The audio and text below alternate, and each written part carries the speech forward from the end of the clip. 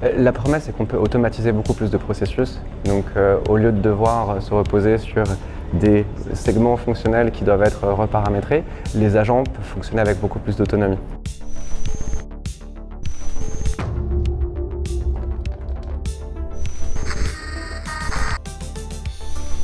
Aujourd'hui, on parle de la gestion de crise dans les directions générales et de savoir comment faire revivre l'information stratégique.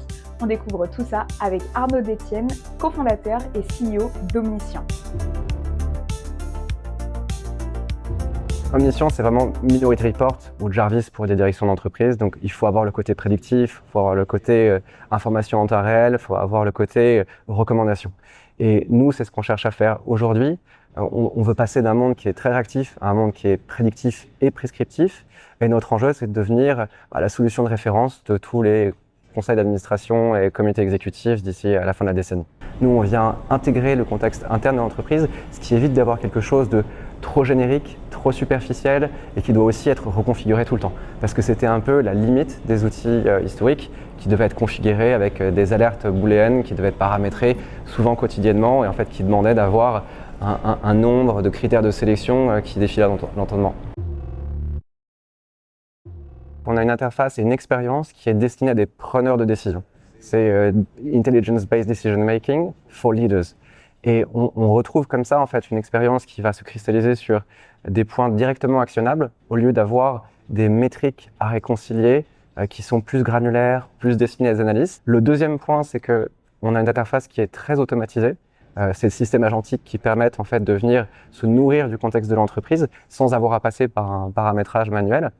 Et ensuite, on vient directement aussi se nourrir du contexte de l'entreprise. Donc, on vient à l'entreprise n'a pas besoin de paramétrer de façon laborieuse, ils n'ont pas besoin d'établir ensuite un réajustement quotidien.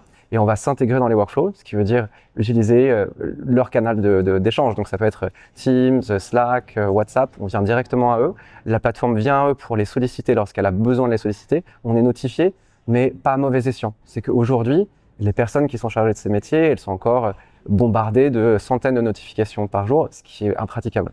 Donc nous, on vient apporter en fait le juste niveau d'information, le juste niveau de sollicitation, et tout ça dans l'écosystème de nos clients. Toutes les entreprises qui sont très exposées en matière d'image ont vocation à nous utiliser. Donc évidemment, c'est des entreprises qui sont très souvent consumer, biens de consommation, le luxe, la cosmétique. Ça va être des entreprises qui sont aussi dans des industries qui sont réglementées.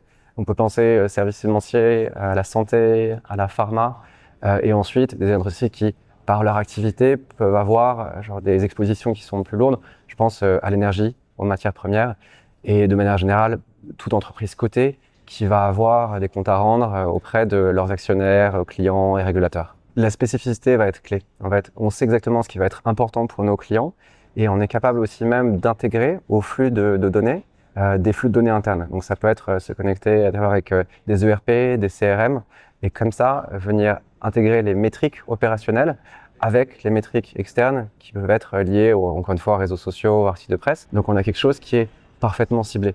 Au lieu d'avoir, on va dire, une analyse qui va parfois tomber un petit peu à plat, on sait que chaque ligne qui va être lue va correspondre au contexte de l'entreprise et va parler au dirigeant, va lui évoquer des clés de lecture, parce qu'on travaille aussi sur la partie, évidemment, prescriptive. On a fait beaucoup de suivi, d'analyse historique, et sur la base desquelles, maintenant, on vient faire plus de l'analyse prédictive et prescriptive. Et ça va être aussi un prochain horizon pour notre développement produit.